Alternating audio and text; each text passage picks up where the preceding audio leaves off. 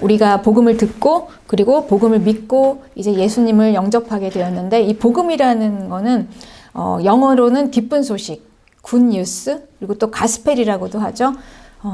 그리고 이 복음은 헬라어로 유앙겔리온, 많이 들어보셨죠? 이렇게 또 얘기하기도 합니다. 이 유앙겔리온의 역사, 이 유앙겔리온의 유래를 보면 세계 제국이 패권을 잡을 때 이 바벨론을 멸망시킨 나라가 페르시아였어요.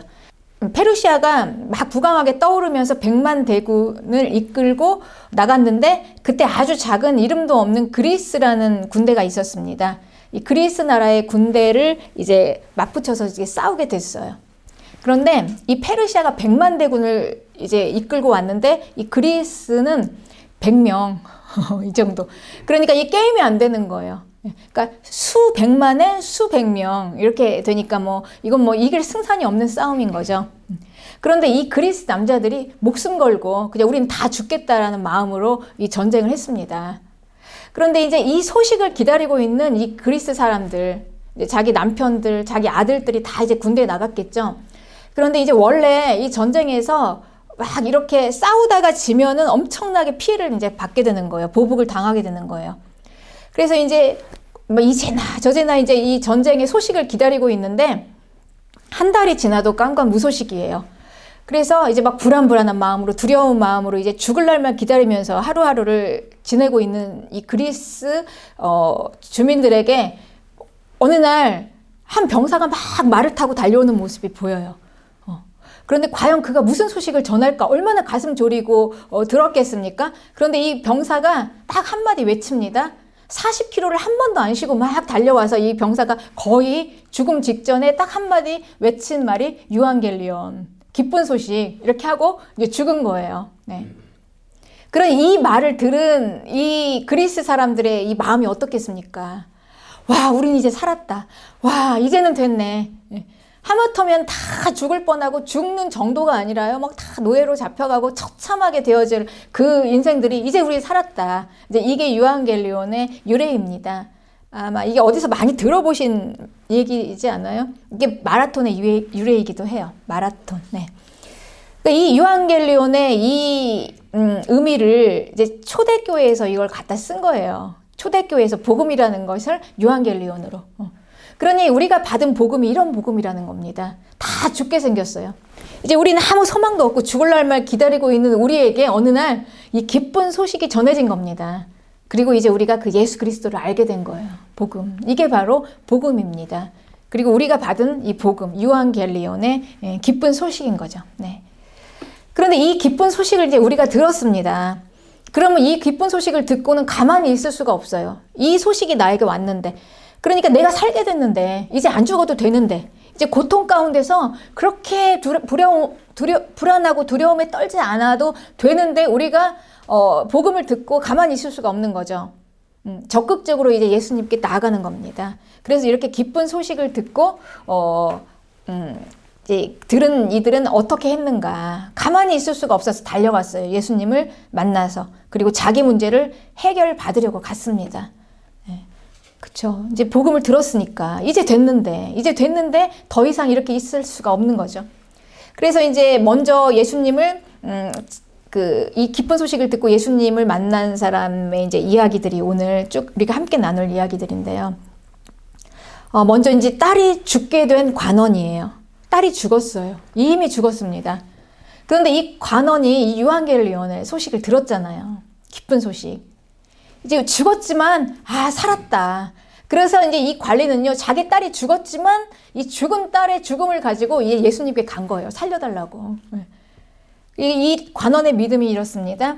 우리 딸이 죽었습니다. 그러나 오셔서 그 아이를 만져주시면 이 아이가 살 것을 내가 믿습니다. 라는 거예요. 여러분, 이게 유앙겔리온을 들은 사람의 태도입니다. 우리가 이 기쁜 소식을 들었으니까 가서 죽은 딸을 살려주세요. 누가 죽은 사람을 살릴 수가 있겠습니까? 하나님의 생명이죠. 오직 하나님. 그래서 이 관원은 예수님을 생명의 주인이신 하나님으로 알고 그리고 믿은 것입니다. 그래서 이제 예수님께 부탁을 한 거예요. 그래서 예수님은 이 관원의 부탁을 받고 이제 어디로 가냐면 그 죽은 딸에게로 가는 겁니다. 그러니 이 아버지의 믿음으로 죽은 딸이 살아나는 거예요. 예수님을 만나서 살게 된 것입니다. 네. 그리고 이제 그 딸을 만나러 가는 그 도중에 또 한 여자를 만납니다. 이 여자는 12년 동안 계속해서 하혈을 하고 살던 여자예요. 네. 이제 계속해서 이 하혈을 이제 하고 있으니 얼마나 또 더럽고, 막 주변에서 막 부정하다고, 오는 것도 싫어하고 이렇게 살았던 여자가 아닙니까? 그런데 그 여자가 이제 드디어 이 기쁜 소식을 들었어요. 아, 내가 이제 살았구나. 그리고 이제 이 여자가 예수님을 찾아서 갔는데 이 여자 마음 안에는 이런 마음을 가지고 있었어요. 내가 그의 겉옷만 만져도 내가 나을 거야. 이런 믿음이었죠. 그리고 예수님의 겉옷을 만졌습니다.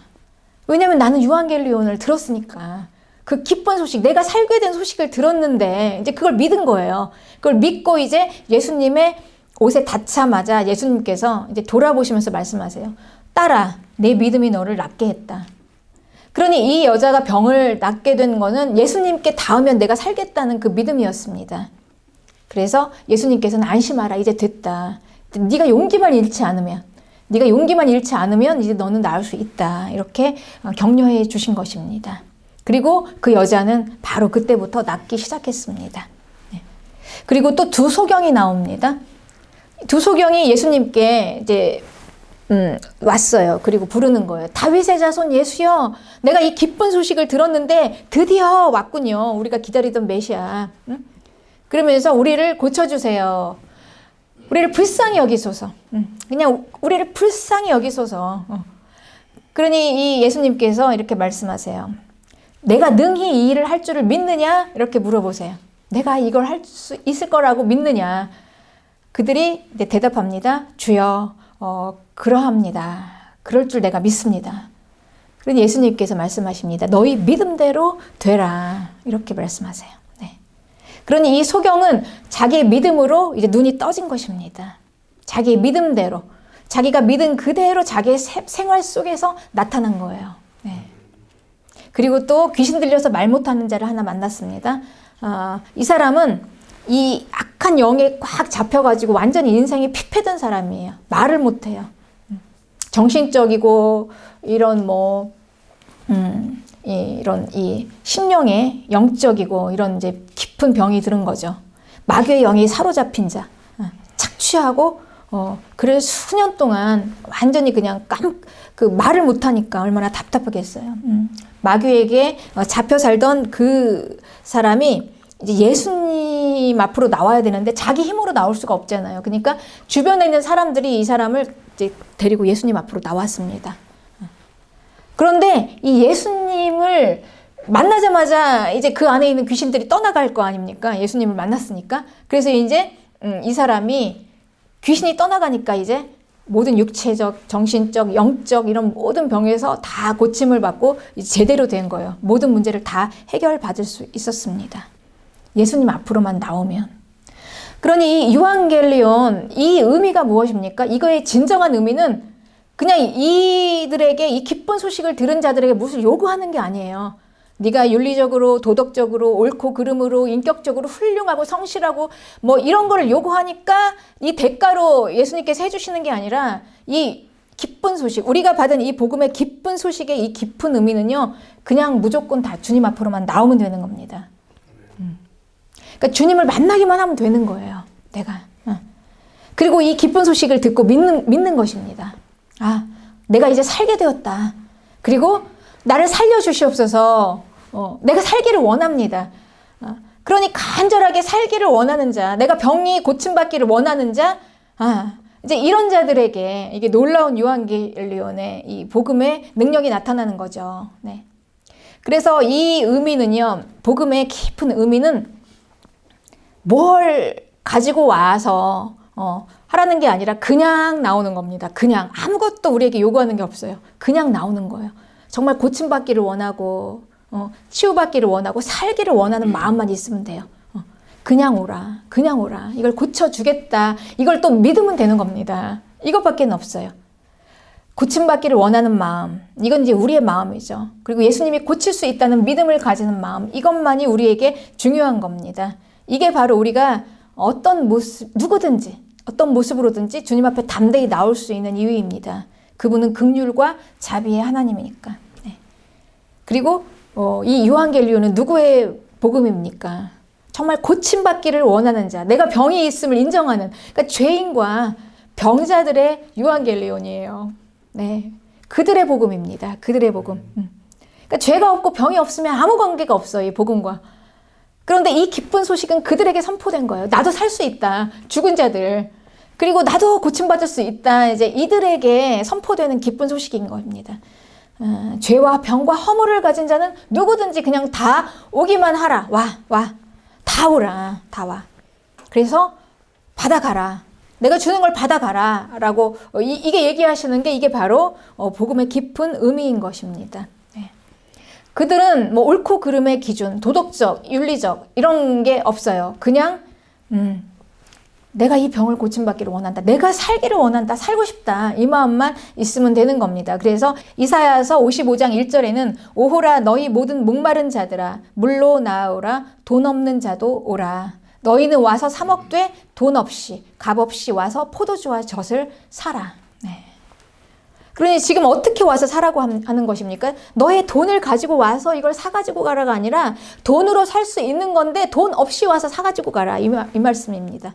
아무것도 가지고 오지 말고 그냥 와서 사가지고 가라. 그런데 사람들은요, 이렇게 배고프고 지금 갈망하고 허기지고 목마르고 이런 인생들 아닙니까? 그러니 목마르고 허기져서 사러 온 거예요. 먹으려고. 네. 돈을 주고 사는 겁니다. 이런 것들이 다.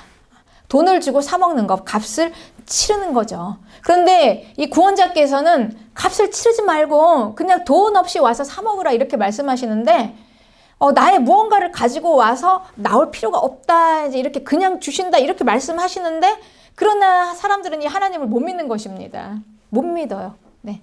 그냥 주시는 하나님을 못 믿고 차라리 그냥 내가 내 돈 주고 사서 먹는 거를 믿습니다. 네.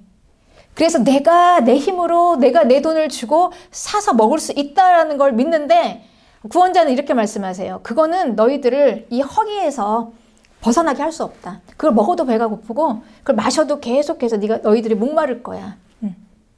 왜 그렇게 양식 아닌 것을 그렇게 살려고 하느냐. 그렇게 말씀하십니다. 왜 배부르게 하지 못할 것을 위해서 그렇게 수고하느냐. 그러면서 내게 와서 들어라. 내게.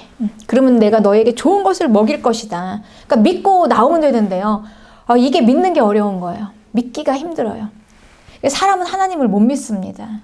내가 스스로 하나님 없이 내 힘으로 내 돈을 주고 사서 먹겠다는 거예요. 네. 그러나 하나님께서는 그것은 배부르게 할 수도 없고 그리고 목마름, 갈증을 해소하게 할 수도 없다 이렇게 말씀하십니다. 왜냐하면 이 배고픔과 이 갈증의 이 원인은요 깊은 우리의 속으로부터 나오는 이 깊은 이 갈증은 오직 하나님만이 하실 수 있는 영역이에요. 네. 우리는 뭐 밥을 먹는다고 해서 우리가 배부릅니까, 여러분? 우리의 모든 허기짐을 채울 수 있습니까? 우리가 물을 마신다고 해서 우리가 갈망하지 않습니까? 물을 마셔도 그리고 밥을 먹어도 돈이 많아도 이 허기짐과 갈망을 우리가 채울 수가 없잖아요. 하나님의 영역이니까. 이건 사람이 할 수 있는 영역이 아니에요. 그래서 하나님께서 내가 줄 테니까 나에게 오는데 나는 값을 받지 않으니까 그냥 와서 돈 없이 와서 가져가라 라는 것이죠. 이름에도 불구하고 우리가 사람이 하나님을 믿지 못하기 때문에 이걸 못하는 거예요. 주시는 것을. 우리에게 들려진 이 요한겔리온의 소식입니다. 그냥 와서 가져가라. 그러면 허기짐과 그리고 이 목마름을 해결할 수 있다. 이게 이제 우리의 복음이죠. 네. 이제 이게 바로 우리가 계속해서 여호와와 이스라엘 간의 갈등이었습니다. 하나님은 계속해서 이걸 말씀하시는 거예요. 그냥 와라. 나만 믿고 의지하고 나를 좀 믿어라. 그런데 이스라엘은 믿지 못했어요. 그 왕을 믿지 못했어요. 네. 우리는 믿을 수가 없습니다. 차라리 내 힘으로 하겠습니다. 이렇게. 네. 그래서 하나님을 못 믿으니까 우상을 의지하는 거죠.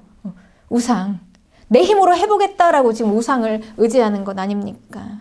나의 배고프고 허기지고 이 목마른 이 갈망을 채우시는 분이 오직 하나님이신데 이것을 나는 믿지 못하겠다. 이게 계속한 이스라엘과 하나님과의 갈등의 그 주제가 이거였어요. 다른 게 아니라. 하나님이 뭐 그들에게 다른 걸 요구한 게 아니었어요. 뭐 대단하게 이걸 줘라 저걸 줘라 너네들의 뭐 뭘 요구한 게 아니라 그냥 나만 믿어라. 와서 나만 믿어. 그런데 이 하나님을 못 믿으니까 이스라엘은 자꾸 우상을 만들고 다른 것을 자꾸 섬기고 하나님을 자꾸 버리고 이런 걸 하지 않았습니까? 이게 계속한 그 이스라엘 하나님의 백성과 그리고 하나님 간의 갈등의 원인이었습니다. 하나님이 우리에게 요구하시는 게 그거예요. 다른 걸 요구하시는 게 아니에요. 뭐 돈을 좀 많이 가져와라. 뭐 많이 헌신해라. 와서 이것도 하고 저것도 해야지, 착하게 살아야지, 성실하게 더 푸시 이거를 요구하는 게 아니라 그냥 와서 나를 믿어라. 내가 다 해줄게. 이걸 믿어. 그런데 우리는 그 믿음조차 할 수가 없는 겁니다. 믿을 수가 없으니 내 힘으로 해보겠다는 거야. 그겁니다. 그래서 이제 예수님께서 이걸 아주 구체적으로 더 깊이 있게 이제 말씀하셨습니다. 사마리아 우물가의 여인에게 목말라서 그 우물가에 와서 물을 찾는 여인에게 말씀하셨어요. 이 물을 먹어도 다시 목마를 거야. 다시 목마를 거야. 밥을 먹어도 계속 또 더 배고플 거야. 그러면서 말씀하신 게 요한복음 7장 37절에 예수께서 서서 외쳐 이르시되 누구든지 목마르거든 내게로 와서 마시라. 나를 믿는 자는 성경의 이름과 같이 그 배에서 생수의 강이 흘러나오리라. 네. 그러니까 목마르면은 와서 우물가에 가서 물을 마시지 말고 나에게로 와라. 생명수가 내 안에 있다. 이 물을 마시면 결코 목마르지 않을 것이다. 그러니까 이게 뭐였냐면 39절에 이것은 믿는 자들이 받을 성령이다. 이렇게 분명하게 말씀하시고 있습니다. 여러분, 우리의 목마름과 우리의 배고픔이 과연 이걸로 해결될 수 있을까요? 네. 그러니까 이 뭐 성령으로 내 배고픔이 해결될까? 성령으로 내 목마름, 갈망이 해결될까? 이거는 너무나 그냥 실제적이지 않은, 현실적이지 않은 그냥 이상적인 이야기가 아닐까. 그러니까 우리가 믿지 못하는 겁니다. 그런데 이 구체적인 해결의 근원이 어디입니까? 예수님께서 말씀하시는데 우리가 막 배고파서 막 밥을 먹는 사람들 보면 밥이라는 의미가요. 단순히 배만 고픈 게 아니에요. 밥은. 우리의 허기짐입니다. 허기짐. 여러분 잘 생각해 보세요. 네. 그리고 우리가 밥을 많이 먹어도 또 배가 고프잖아요. 뒤돌아서면 또 배가 고파요. 허기지면 인생이. 네. 그렇습니다. 아무리 쌓고 또 쌓아서 돈이 많아도 우리는 그 갈망을 해결할 수가 없어요. 네. 그래서 정말 근원적으로 갈망을 해결할 수 있고 허기짐과 목마를 해결할 수 있는 구체적인 원인이 뭐냐? 우리의 속이었다는 거예요. 우리의 속. 마음이죠. 그런데 이 마음, 보이지도 않는 이 속을 누가 만져서 여기를 해결할 수 있을 것인가? 그 안에 성령, 우리 안에 있는 성령만이 할 수 있다라는 것이죠. 네. 그러니 우리의 목마름, 우리의 허기짐은요, 돈이 아니었어요. 밥이 아니었던 거예요. 네. 물이 아니었어요. 외부에 있는 것이 아니라 우리의 마음이었던 것입니다. 이 마음. 그런데 이 마음, 이거는 누가 우리를 만질 수가 있을까요? 하나님의 영역이에요. 사람은 할 수 없어요. 여기. 오직 하나님. 속에서부터 나오는 이 생명수, 속에 넣어두신 이 생명수로 살아나는 겁니다. 마음이 살아나야 돼요. 다 죽은 것들이 살아나야 하는 것입니다. 생명수. 네. 이게 우리의 육체의 회복으로 이어지는 겁니다. 그러니 이 속이 다 치료받고 건강해져서 회복이 되어서 겉을 사는 거예요. 이게 원리입니다. 속과 겉의 조화죠. 우리는 속만 가지고도 살 수 없고 겉만 가지고도 살 수 없어요. 즉 마음만 가지고도 안 되고 육체만 가지고도 안 된다는 거예요. 네. 육체만 가지고 안 된다는 거예요. 그러니 이 속으로부터 변화가 돼야지.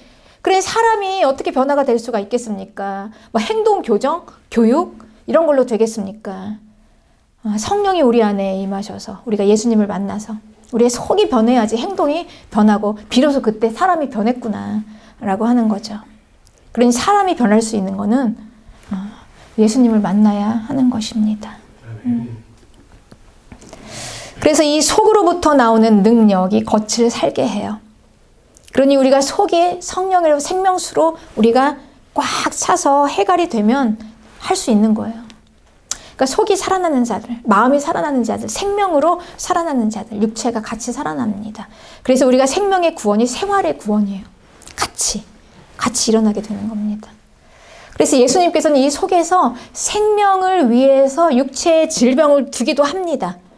그러나 이 속의 생명을 고침받아서 육체의 질병이 또 회복이 되기도 해요. 이건 하나님의 영역이니까 우리는 이거에 대해서 이렇다 저렇다 할 수 없지만 확실한 것은 우리 안에 생명으로부터, 우리 안에 있는 생명으로부터 시작이 된다는 거예요. 네. 그렇습니다.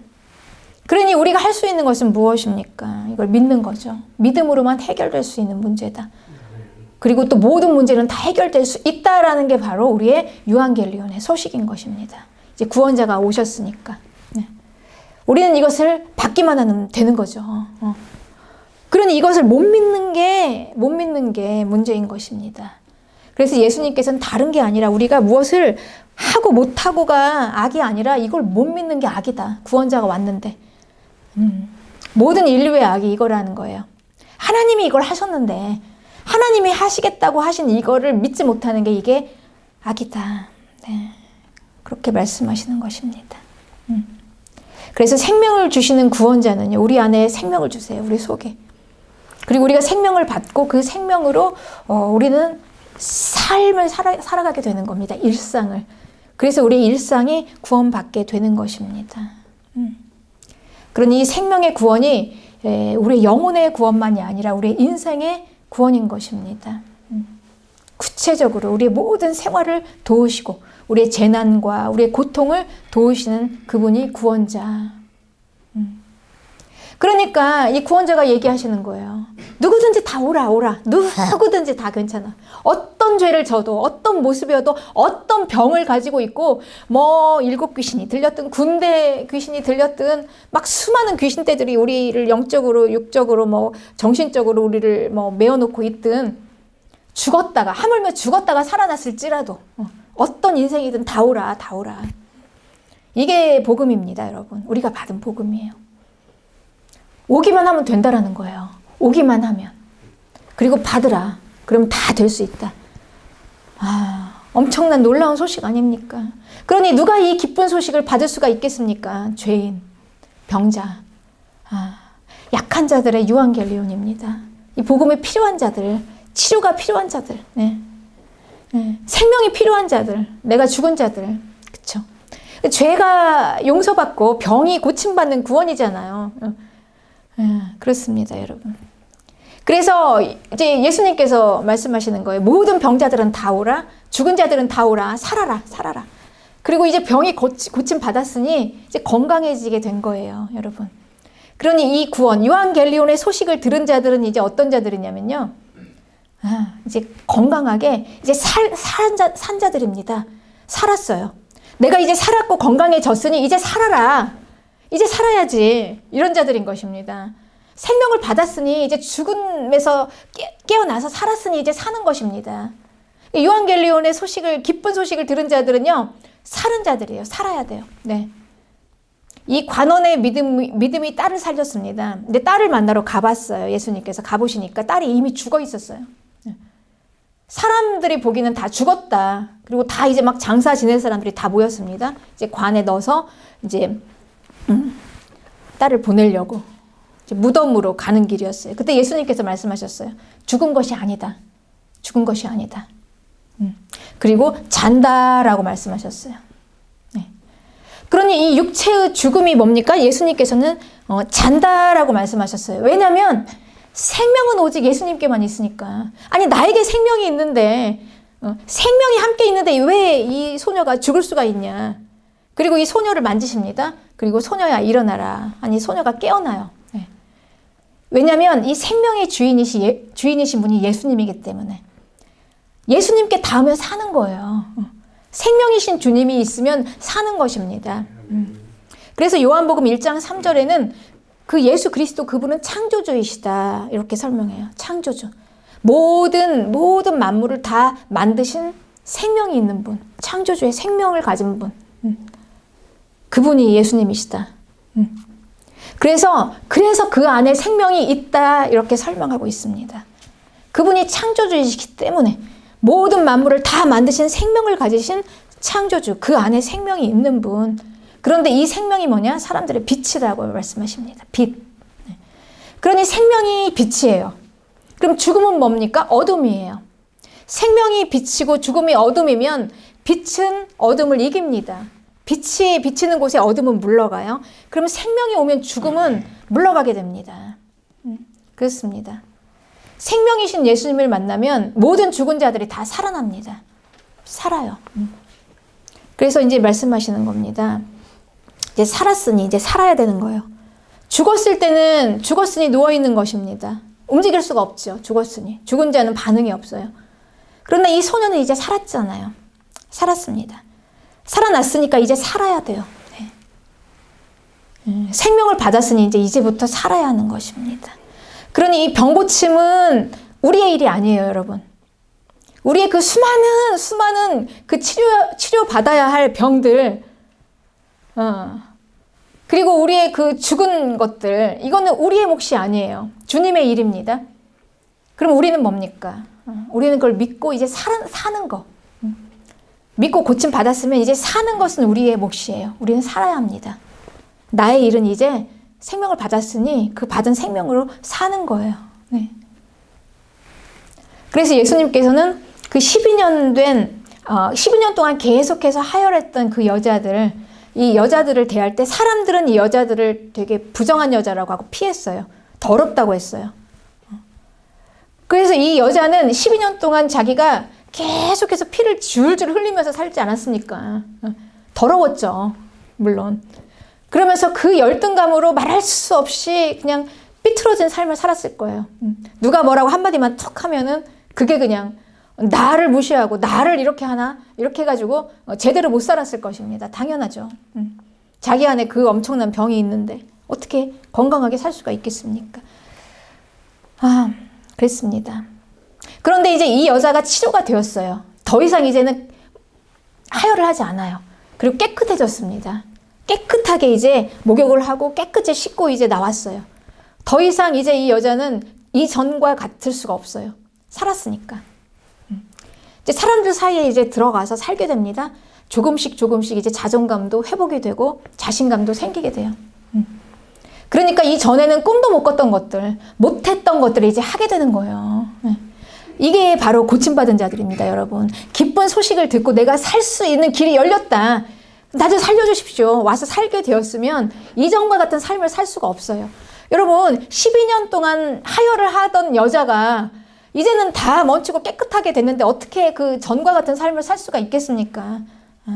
그리고 이제 귀신이 떠나갔으면, 그리고 이제 죽은 딸이 살아났잖아요. 살았으면 이제는 산자의 삶을 사는 거예요. 건강한 삶을 살 수가 있는 겁니다. 계속해서 내가 12년 동안 하혈하던 그 삶이 아니에요. 이제는 더 이상 그런 삶이 아닌 겁니다.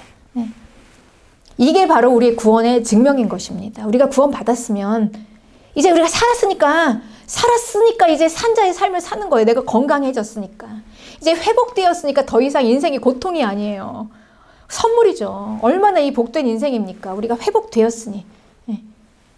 그래서 우리가 이 요한겔리온으로 회복된 자들, 우리가 고침받은 자들은요, 굉장히 소망과 기대감으로 우리 인생을 열정적으로 살아가는 자들이에요. 그냥 대충, 우리가 예수님 곧 오실 날이 얼마 멀지 않았는데 대충 그냥 이렇게 그냥 버티다가 주님 오면 구원받을 이 정도가 아닌 거예요. 왜냐면 우리가 고침 받았는데 이전과는 달라요. 세상을 바라보니까.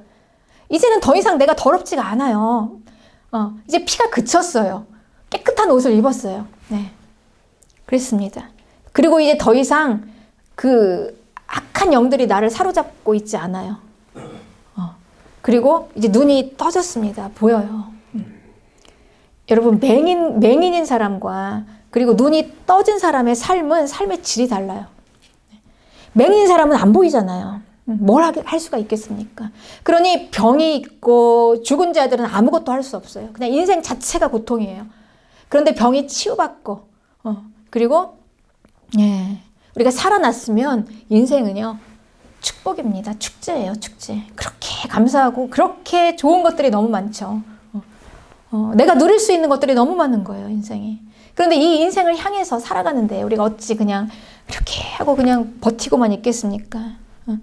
주님이 나에게 이루실 일들 비전으로 마음에 품고 그 일이 하나씩 하나씩 이루어가는 것을 보면서 막 열정이 생기는 거죠. 더 잘하고 싶은 생각, 더 잘 살고 싶은 이 마음이 우리를 막 끌고 가는 겁니다.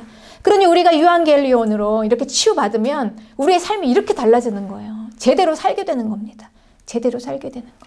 네. 그래서 이제 하나님께서는 예수님께서 이런 말씀을 하셨어요. 이게 얼마나 중요한 건가.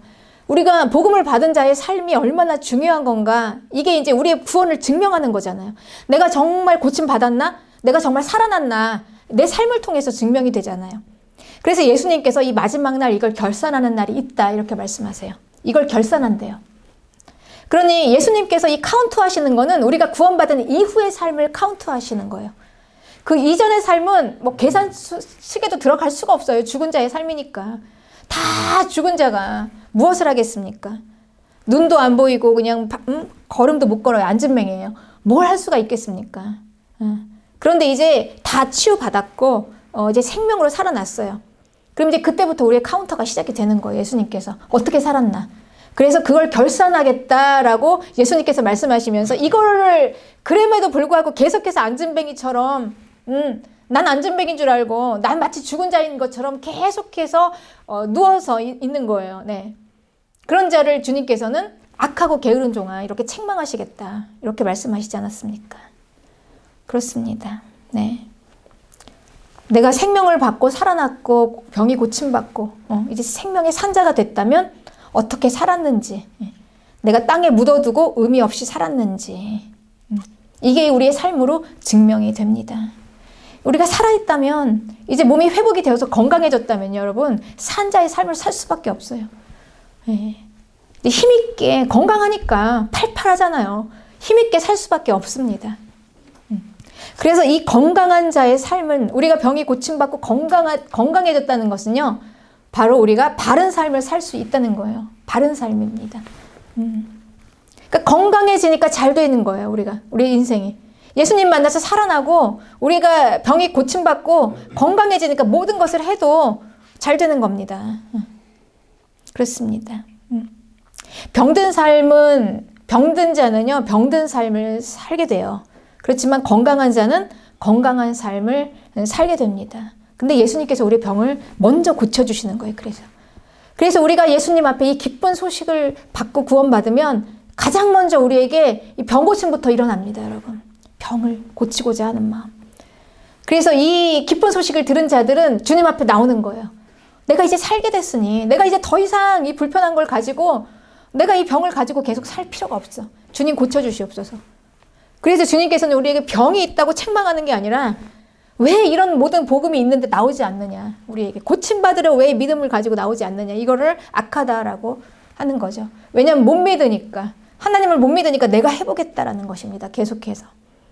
그러나 계속해서 우리가 구원받고 이렇게 계속 내가 해보겠다 하면 아무리 먹어도요. 그 허기가 가시질 않아요. 아무리 마셔도 그 갈증이, 그 갈망이 해소가 안 됩니다. 네. 그렇습니다.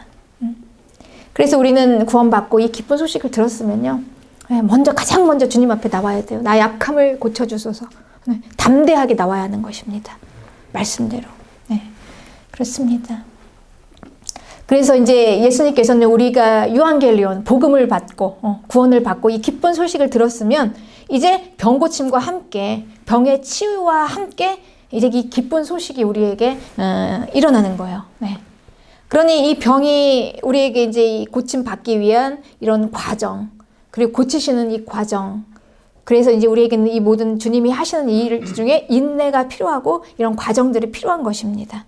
그러나 우리에게는 믿음이 있어요. 내가 분명히 고침 받으리라. 내가 건강해져서 이제 건강한 자의 삶을 살 수 있다. 믿는 것입니다. 네. 그래서 이 성도는 오직 믿음으로 받아요. 우리가 생명의 구원을 믿음으로 받고 또 이 생활의 구원도 믿음으로 우리가 받습니다. 누구든지 다 와라 해서 믿음으로 받고, 그리고 우리가 믿음으로 우리가 치유받고, 그리고 믿음으로 우리의 생활이 회복될 것을 믿는 것입니다. 그래서 믿는 것은 우리의 몫입니다. 고치시는 분은 예수님의 몫이고요. 네. 그래서 우리가 믿음인 것입니다. 믿음이에요. 믿음밖에는 우리에게는 할 수 있는 게 없어요. 무엇을? 할 수 있는 게 없어요. 그래서 믿기 때문에 주님 앞에 나와서 주님을 신뢰하는 거예요. 네. 그래서 이 믿음이라는 거는요, 이 관계 안에서 이루어지는 겁니다, 여러분. 네. 그분이 누구신가? 그래서 바른 지식이 바른 믿음을 갖게 되고 바른 관계를 갖게 해요. 네. 그러니 우리가 신뢰가 없으면 믿지 못하잖아요. 예수님이 누구신가를 바르게 잘 알아야지 믿을 수 있어요. 그러니 우리가 바른 믿음을 가지려면요, 정말 바른 신앙을 가져야 되는 거예요. 바른 지식. 그래서 우리는 바른 믿음을 갖는 게 너무 중요합니다. 특히 이렇게 혼탁한 세상에서 여기저기 여기 너무나 우리를 미혹하게 하는 이 세상에서 우리는 정말 진리의 바른 믿음을 가져야지만 바른 지식을 가져야지만 바른 믿음이 생겨나요. 신뢰하니까. 그분을 신뢰하니까. 신뢰해야지 믿지 않겠습니까, 여러분? 신뢰하지 않으면 믿을 수가 없는데 그분이 누구인지를 정확하게 잘 알지도 못하고 어떻게 믿을 수가 있습니까? 그래서 먼저 가장 우리에게 중요한 건 바른 지식입니다. 그래서 이제 우리는 이 혼탁하고 너무 많은 이 무분별하게 막 그냥 뭐 지식이 쏟아져 나오는 진짜와 가짜가 막 섞여 있는 이 시대에 우리가 가장 그래도 가장 안전한 게요, 많은 사람들이 다 공인한 거예요. 정통신학, 개혁, 정통. 그러니까 좀 뭔가 막 이상하고 특이하고 이런 게 여러분, 이런 건 우리가 좀 잘 살펴봐야 하는 것입니다. 아주 기본이에요. 모든 건 다 기본에서 나와요. 기본이고 정통적인 신학. 예. 그쵸. 그리고 이제 바른 지식 안에서, 이제 바른 관계 안에서 바른 믿음이 생겨나게 되는 것입니다. 그래서 이 두 맹인이요, 이렇게 예수님께 찾아와서 예수님을 이렇게 불렀어요. 다윗의 자손 예수여, 이렇게 불렀어요. 네. 그러니 이 맹인은 예수님에 대한 바른 지식을 먼저 갖고 있었어요. 그분이 다윗의 자손인 것을 알게 되었어요. 네. 그러니 만약에 이 맹인이 예수님이 다윗의 자손인 것을 몰랐다면 이 예수님께 오지 않았을 거예요. 그리고 자기가 고침받을 수 있을 거라는 믿음도 없었을 겁니다. 그런데 이 맹인은 예수님이 다윗의 자손이라는 확신이 있었어요. 믿음이 있었던 거죠. 왜냐하면 이 다윗의 자손이란 바른 지식이 있었기 때문에, 다윗의 자손이 이런 자라고 했는데 이렇게 온다고 하셨는데 이 다윗의 자손이 예수 그리스도, 저분이 분명히 예수 그리스도가 맞구나. 그러니 이분은, 이 두 맹인은 아마 눈은 못 봤지만 아마 계속해서 신앙 교육을 잘 받았을지도 몰라요. 구약의 성경을 잘 알고 있었을 거예요. 메시아가 분명히 온다. 우리를 구원할 구원자가 온다. 그분은 왕이다. 그런데 그분은 다윗의 자손으로부터 나오는 왕이야. 예수 그리스도, 요셉, 그 가문은 다윗의 가문. 저분의 하는 행동과 말을 보니까 분명히 저분은 메시아가 맞아. 바른 지식으로부터 이제 다윗의 자손 예수여, 당신이 나를, 내 눈을 뜨게 할 것을 내가 믿습니다. 고백했습니다. 예수님께서 질문하셨잖아요. 너는 내가 이 일을 할 걸 믿느냐?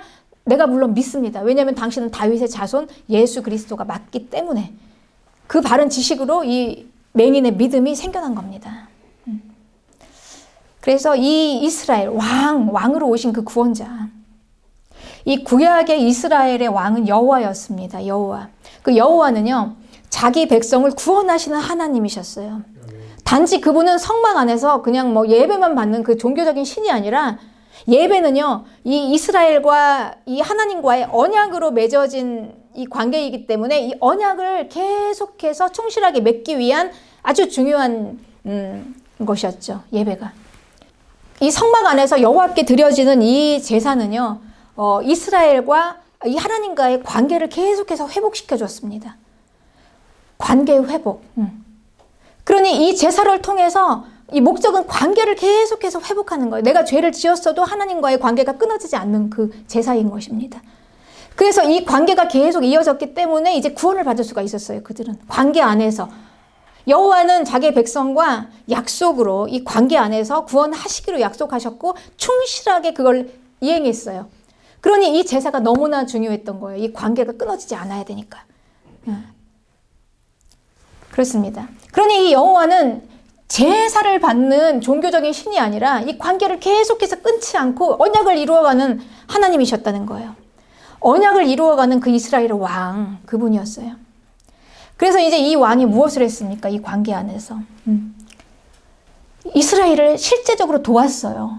왕으로서의 신실한 책임을 가지고 그들의 삶에 깊이 관여하면서 그들의 모든 삶을 다 도왔어요. 그런데 이 이스라엘은 이 왕을 계속해서 거절했습니다. 못 믿으니까. 난 왕을 여호와 당신이 왕이 되는 걸 원치 않습니다. 그래서 사무엘상 10장 18절에 내가 이스라엘을 애굽에서 인도하여 내고 애굽인의 손과 너희를 압제하는 모든 나라의 손에서 건져냈는데 모든 재난과 고통 중에서 친히 구원해낸 게 바로 난데, 이렇게 얘기를 해줘도 이스라엘은요, 그래도 우리는 여호와 당신을 왕으로 삼기를 원치 않아요. 이렇게 얘기했습니다. 그러니 이 여호와 그 왕은요, 이스라엘을 아주 실제적으로 구원했어요. 애굽에서 홍해를 가를 수 있는 신, 누가 이걸 할 수가 있겠습니까? 하나님의 능력으로 구원한 것입니다. 그들의 삶을. 그리고 6월절 다 죽였는데 피를 바른 이스라엘만 죽이지 않았어요. 피의 구원.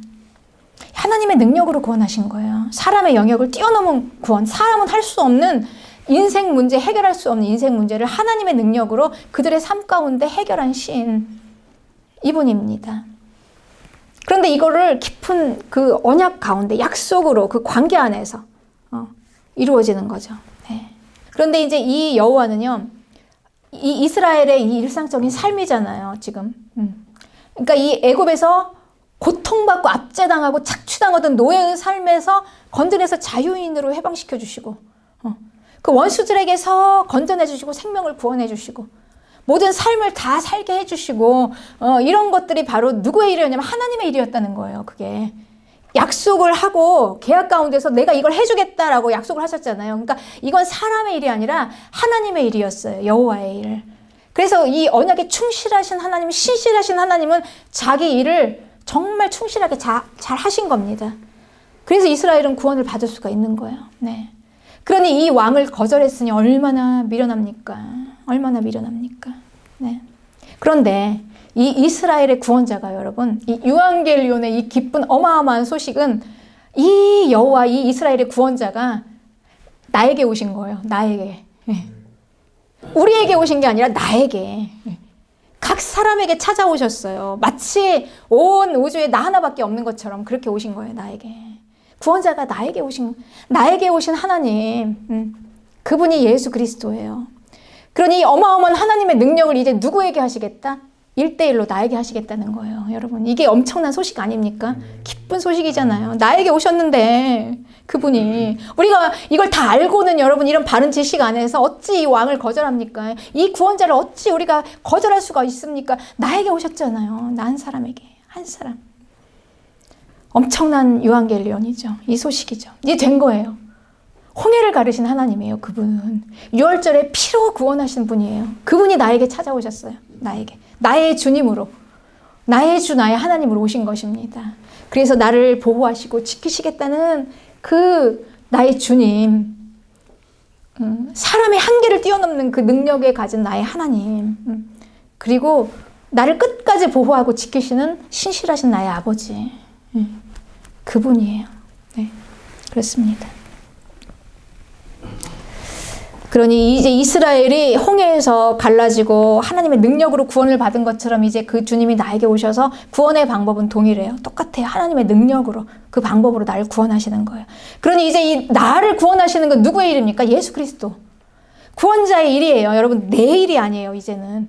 내 삶의 이 모든 재난과 고통과 이제 여기서 벗어나는 이 모든 일들은 이제 나의 영역에서 벗어났어요. 내 일이 아니라 예수님의 일이에요.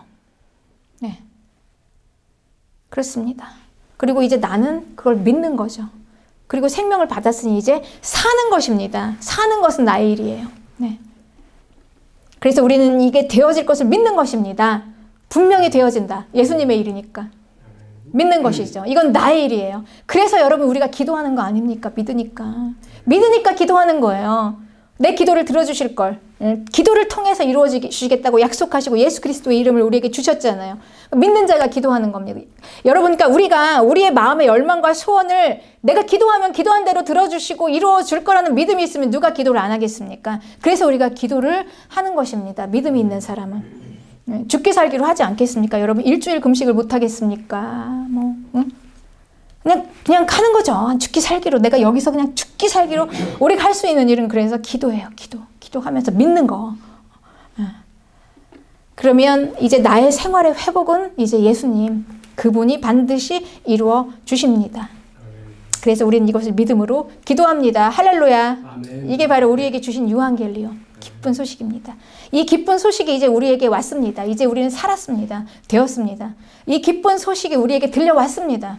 우리는 이미 기쁜 소식을 들었습니다. 이 복음을 오직 믿음으로 받아서 주님이 주시는 생명의 구원, 생활의 구원을 받고 누리는 충만한 삶을 사시기를 주님의 이름으로 축복합니다.